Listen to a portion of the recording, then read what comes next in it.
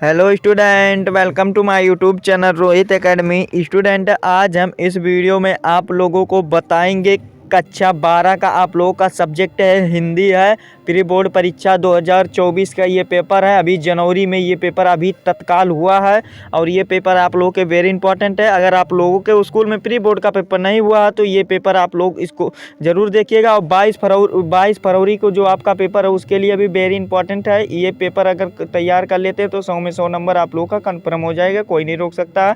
इसका हम संपूर्ण हल के साथ आप लोगों को इस वीडियो में बताएंगे एंड समझाएंगे। आप लोग इस वीडियो के अंत तक जरूर देखिएगा। समय दिया गया था 3 घंटा 15 मिनट। ऐसे बोर्ड में भी दिया जाएगा और प्री बोर्ड में भी दिया जाएगा। और पूर्णांक आप लोगों का 70 नंबर रहेगा। इसमें प्रैक्टिकल का नंबर नहीं होता है। तो यहाँ पर बिना देरी के अपने क्वेश्चन पर आते हैं। पहला क्वेश्चन क्या पूछा गया है, पहले का जो का क्वेश्चन है यानी कि गद्य के जो क्वेश्चन है कि वसुदेव शरण अग्रवाल की कीर्ति है, यानी कि हमें बताना है वसुदेव शरण अग्रवाल की कीर्ति क्या है। तो ऑप्शन हमारा क्या दिया गया है, मेरी असफलताएं, मातृभूमि और फिर आधे आधे अधूरे और पूर्व क्या है, पूर्वोदय यानी कि हमारा इसका जो वसुदेव शरण अग्रवाल की कीर्ति है क्या है, मातृभूमि है, यानी कि हमारा बा वाला ऑप्शन राइट हो जाएगा। और देखिए वसुदेव शरण अग्रवाल की जो निबंध संग्रह और कीर्तियां जो हैं, पृथ्वी पुत्र है और कल्प वृक्ष है और भारत की एकता है, वेद विधा है और कला और संस्कृति और पूर्ण ज्योति इत्यादि आदि इनकी कीर्तियां होती हैं। जो भी आएगा पेपर में लिख दीजिएगा, ठीक। और फिर दूसरा क्वेश्चन खा वाला पूछा गया है, इनमें से हजारी प्रसाद द्विवेदी की रचना नहीं है, यानी कि हमें क्या बताना है कि हजारी प्रसाद द्विवेदी की रचना क्या नहीं है, ये बताना है। तो देखिए ये सब जितने भी दिखाई दे रहे हैं विचार और वितर्क के, ये हजारी प्रसाद द्विवेदी की रचना है। साहित्यिक का मर्म ये भी है, हिंदी साहित्यिक का भूमिका ये भी है। और जो है बिल्लेसुर बकरी जो है ये हजारी प्रसाद द्विवेदी नहीं है। अब पूछेंगे सर तब ये किसका है, तो ये है सूर्यकांत त्रिपाठी निराला जी का है, ठीक। यानी कि वाला हमारा ऑप्शन राइट हो जाएगा। और फिर जो अगला क्वेश्चन हमारा तीसरा पूछा गया है कि निम्नलिखित में से प्रोजी सुंदर रेड्डी की रचना है, यानी कि प्रोजी रेड्डी की रचना क्या है, हमें ये बताना है सुंदर रेड्डी की रचना क्या है। तो देखिए आप लोगों को मेरे विचार जो है ये बा वाला ऑप्शन इनकी रचना है और जो ये सब है ये नहीं है, ठीक। यानी कि हमारा बा वाला ऑप्शन राइट हो जाएगा इसका। और फिर अगला क्वेश्चन देखिए क्या पूछा गया, जितने भी क्वेश्चन बता रहे हैं अच्छे तरीके से आप लोग तैयार करते चलिएगा। अगला क्वेश्चन पूछा गया है कि हिंदी का प्रथम मौलिक उपन्यास है, तो हिंदी का प्रथम मौलिक उपन्यास है परीक्षा गुरु है, जिसके लेखक कौन है, लाला श्रीनिवास दास जी है, यानी कि अवल हमारा ऑप्शन राइट हो जाएगा। और पांचवा क्वेश्चन पूछा गया हिंदी गद्य के उत्कर्ष का सूर्योदय काल था, यानी कि हिंदी के जो गद्य के उत्कर्ष का सूर्योदय काल भारतेंद्र युग था, इसे नव जागरण युग भी कहा जाता है। एक और भी ऑप्शन तैयार कर लीजिएगा, नव जागरण युग भी अगर दिया जाएगा तो उस पर टिक कर देंगे। ये पेपर अभी जनवरी का अभी तत्काल तुरंत हुआ है। एक स्टूडेंट मेरे पास सेंड किए हैं और कहे हैं कि वीडियो बना दीजिए सर, इसका सभी स्टूडेंट देख लें, इसीलिए मैं बना रहा हूँ। ये पेपर बोर्ड एग्जाम के लिए भी बहुत इंपॉर्टेंट है। वैसे हमारे पास बहुत पेपर आते हैं लेकिन हम सभी पेपर को नहीं बना पाते हैं, इसके लिए क्षमा चाहते हैं, लेकिन ये पेपर बहुत इंपॉर्टेंट है आप लोगों के लिए, तभी हम बना रहे हैं, ठीक। और फिर अगला क्वेश्चन देखिए क्या पूछा गया है कि छायावाद की विशेषता, यानी कि छायावाद की विशेषता क्या है, हमें ये बताना है। तो छायावाद की जो विशेषता होती है सौंदर्य और प्रेम होती है, यानी कि सा वाला हमारा ऑप्शन राइट है। और खा वाला जो क्वेश्चन, ये जितने भी क्वेश्चन है नीचे 5 क्वेश्चन दिए जाएंगे गद्य के और 5 क्वेश्चन पद के, तो ये पद वाले में हम चल रहे हैं। और खा वाला जो दूसरा क्वेश्चन पूछा गया, अयोध्या सिंह उपाध्याय हरिओद द्वारा रचित महाकाव्य है, तो इनके द्वारा जो महाकाव्य है 2 महाकाव्य है, कौन कौन सा है, एक प्रिय प्रवास है जो कि ऑप्शन में नहीं दिया गया, और वैदेही वनवास है, यानी कि ये वाला ऑप्शन टिक कर देंगे। अगर प्रिय प्रवास भी देता तो उस पर भी टिक करना हमारा सही माना जाएगा, ठीक। ये सा वाला हमारा ऑप्शन राइट हो जाएगा। फिर अगला क्वेश्चन देखिए क्या पूछा गया, निम्नलिखित में से जयशंकर प्रसाद की रचना नहीं है, यानी कि बताना है जयशंकर प्रसाद की रचना नहीं है। तो जयशंकर प्रसाद की जो रचना है आंसू झरना कामयानी ये सब है, और जो इतिलम जो है ये नहीं है, ये किसका है, अज्ञे की है, यानी कि ये किसकी रचना है, इतिलम जो है अज्ञे की है, ठीक। और फिर अगला क्वेश्चन जो चौथा पूछा गया है, यानी कि घा वाला की प्रयोगवाद के प्रवर्तक है, यानी कि प्रयोगवाद के प्रवर्तक कौन है, तो वो अज्ञे है, यानी कि दा वाला ऑप्शन राइट हो जाएगा हमें। और हमारा और फिर अगला क्वेश्चन देखिए क्या पूछा गया है, कामयानी की विधा, यानी कि कामयानी की विधा महाकाव्य है, जिसके लेखक कौन है, जयशंकर प्रसाद जी हैं, ठीक। इस प्रकार से हमारा 10 नंबर यहाँ से कंप्लीट कंप्लीट होता है। 10 MCQ को बता दिए, यहाँ तक समझा दिया। और फिर अगला क्वेश्चन का आंसर चलिए देख लेते हैं और बता देते हैं आप लोगों को।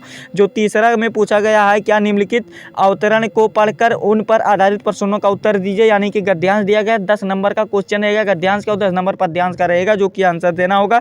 यहाँ पर देखिए धरती माता की, इसको पढ़ लेते हैं गद्यांश को पहले, कि धरती माता की कोख में जो अमूल्य निधियां भरी हैं, जिनके कारण वह वसुंधरा कहलाती हैं, उससे कौन पराचित नहीं होना चाहेगा। लाखों करोड़ों वर्षों से अनेक प्रकार की धातुओं को पृथ्वी के गर्भ में पोषण मिला है। दिन रात बहने वाली नदियां ने पहाड़ों को पीस कर अगणित प्रकार की मिट्टियों से पृथ्वी को देह को सजाया है। हमारे भावी आर्थिक अभिवृद्धि के लिए इन सब की जाँच पड़ताल अत्यंत आवश्यक है। तो यहाँ पर देखिए आप लोग को ये पढ़ दिए हैं, हम समझ गए हैं ये कहाँ से लिया गया, आप भी समझ गए होंगे। देखिए पहला क्वेश्चन दिया गया, उक्त गद्यांश का पाठ एवं शीर्षक का नाम, लेखक का नाम लिखे, यानी कि पाठ और शीर्षक का नाम लिखना है। तो पाठ का नाम जो है राष्ट्र का स्वरूप है, लेखक का नाम है डॉक्टर वसुदेव शरण अग्रवाल जी है।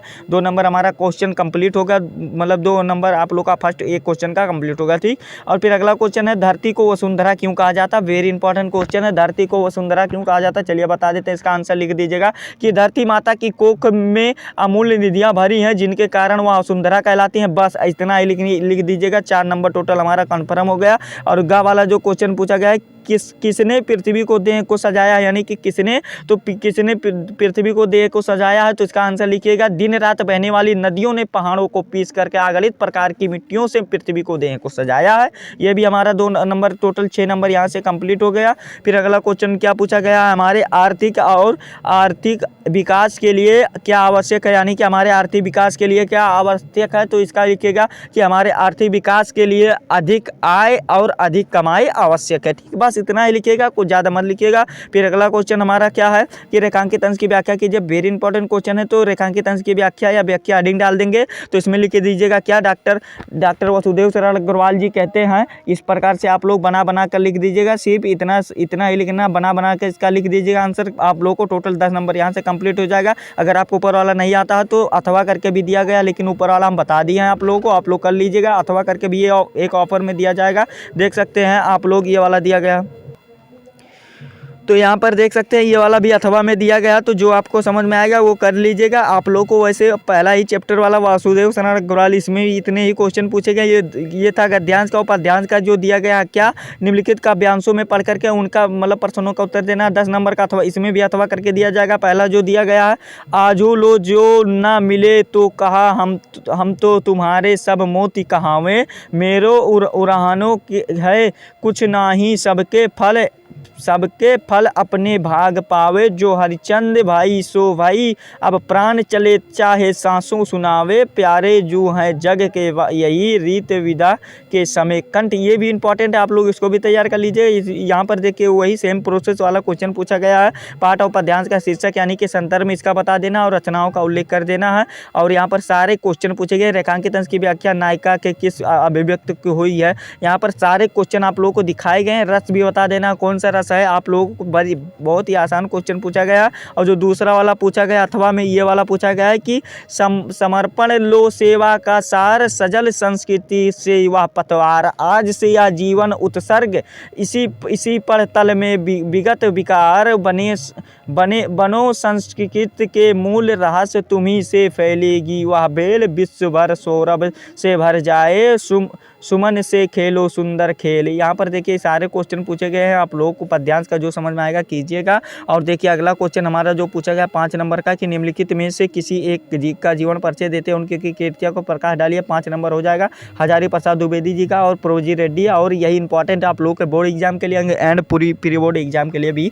और देखिए खा वाला जो क्वेश्चन पूछा गया, निम्नलिखित कवियों में से किसी एक कवि का जीवन परिचय देते हैं, उनके प्रकाश पर डालिए। इनका भी कवि जयशंकर, यहाँ पर देखिए जयशंकर प्रसाद भी है यहाँ पर, और भरत हरिचंद भी, सुमित्रानंदन पंत जी, इनको तैयार कर लीजिएगा, अच्छे तरीके से लिख दीजिएगा, 10 नंबर टोटल मिल जाएगा। और पंचलाइट अथवा कर्मनाशा की हार की कहानी का उद्देश्य पर प्रकाश डालिए। आप लोग का 5 नंबर में अथवा करके दिया गया। बहादुर या कर्मनाशा की हार कहानी के मुख्य पात्र यानी कि अथवा करके दिया जाएगा। जो समझ में आएगा कीजिएगा। और फिर अगला देखिए क्या देगा, निम्नलिखित महाखंड काव्यों में से 100 पठित, यानी कि जो आपके क्षेत्र में पढ़ाया जाता है, जो जनपद में जिले में पढ़ना है उसको आप लोगों को लिखना है। है, 4 नंबर हो जाएगा। एक ही प्रश्न का उत्तर देना है।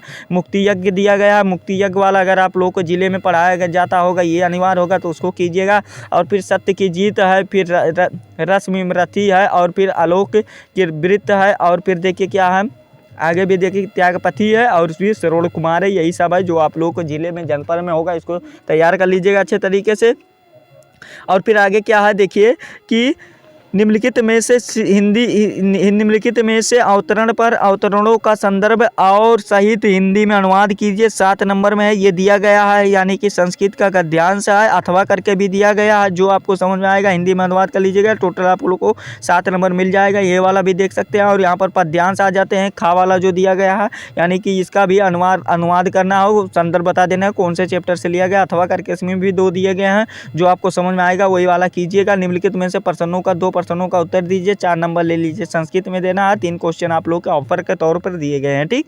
फिर 4 क्वेश्चन दिए गए इसमें। और फिर अगला क्वेश्चन है वितस अथवा वियोग श्रृंगार रस, यानी कि देखिए वितरस और विमर्श और वियोग श्रृंगार की परिभाषा सहित लिखिए। 2 नंबर का क्वेश्चन है उपमा और यमक अलंकार की परिभाषा सहित लिखिए। वसंत तिलका अथवा सोठा की लक्षण और उदाहरण लिखिए। टोटल आप लोगों का व्याकरण का 6 नंबर यहाँ पर है। परिभाषा उदाहरण सही लिखेंगे तब पाएंगे, ठीक। और फिर निम्नलिखित में से किसी एक विषय पर अपनी भाषा शैली पर निबंध लिखिए। आप लोगों का 9 नंबर ये चैप्टर है, यानी कि निबंध लिखना हमें क्या क्या दिया गया, वर्तमान शिक्षा प्रणाली के गुण दोष, और फिर दूरदर्शन की उपयोगिता, और फिर क्या है और भी आप लोगों को बता दें कि और भी 2 आप लोग को तैयार कर लीजिएगा। क्या कि 2 आप लोगों को तैयार करना है कि पर्यावरण प्रदूषण पर भी तैयार कर लीजिएगा, और एक जनसंख्या वृद्धि पर तैयार कर लीजिएगा। बस ये 2 हमारे तरफ से तैयार कीजिएगा और 9 नंबर ले लीजिएगा, कोई नहीं रोक सकता है, ठीक। और फिर अगला देखिए क्या है, खा वाला दिया गया है, शब्दों को विभक्ति और वचन बताना है, 2 नंबर का है, तो इसको वाला भी तैयार कर लीजिएगा। और फिर आगे देखिए क्या है कि आगे वाला भी देख सकते हैं आप लोगों को क्या है, निबंध शैली वाला भी और बाद में बता दे रहे हैं आप लोगों को कि निम्नलिखित युग्मों का सही अर्थ चुनकर लिखिए। 2-2 नंबर का है, तो जो आपको समझ में आएगा कीजिएगा। और छात्र में बताइए ये। और फिर ये वाला भी देखिए, ये वाला शब्दों का 2 अर्थ करना है, इसका आप लोग भी कर लीजिएगा। आदि और अर्थ बताना है, तो ये वाला भी कर लीजिएगा आप लोग।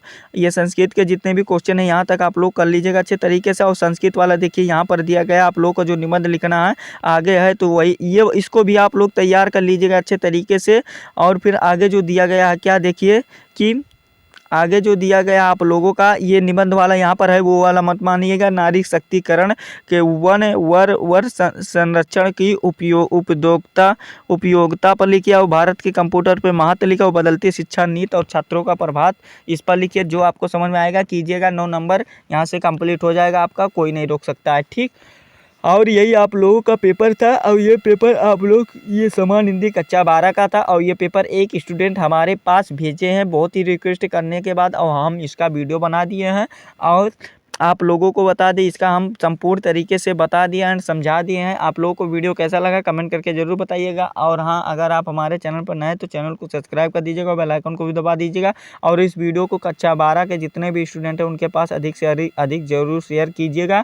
और हाँ, बता दें कि ये जो स्टूडेंट भेजे हैं बहुत ही रिक्वेस्ट के बाद इस पेपर को भेजे हैं। और आप लोग बहुत कमेंट करते हैं कि ये न्यू वाला है कि ओल्ड वाला, तो हम यही मानेंगे कि ये वो न्यू वाला ही होगा। और क्योंकि आप लोगों को बता दें ये न्यू वाला हमसे यही स्टूडेंट बोला है। अगर आप लोग का ये ओल्ड वाला होगा तो आप लोग एक बार कमेंट करके ज़रूर बता दीजिएगा। हमें नहीं पता है कि ये ओल्ड वाला है या न्यू वाला, लेकिन न्यू वाला हमें भी लग रहा है, ठीक। चलिए मिलते हैं नेक्स्ट वीडियो में नेक्स्ट टॉपिक के साथ। तब तक के लिए जय हिंद, जय भारत, वंदे मातरम।